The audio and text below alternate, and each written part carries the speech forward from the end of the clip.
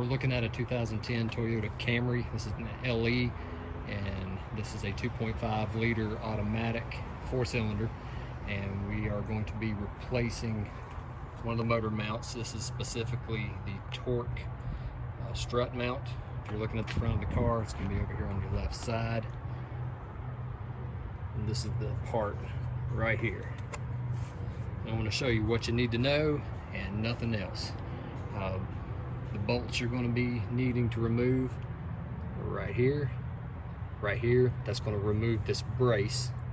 Got another one down here, and this bolt right here. So a grand total of 4 bolts is what we're going to be removing.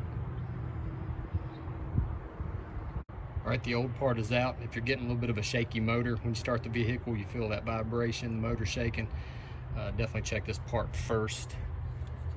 All right, this is what your part is supposed to look like. You can see the rubber inside the cylinder circle there, the smaller end but the bigger end.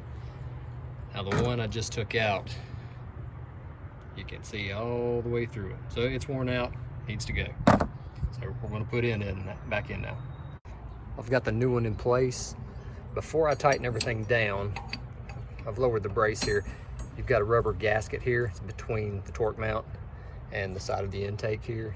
Just make sure that gasket is there, and when you take off the old one, if you're not aware of that, it may drop down in the motor somewhere. Just make sure you grab that and make sure it's in place when you install the new one.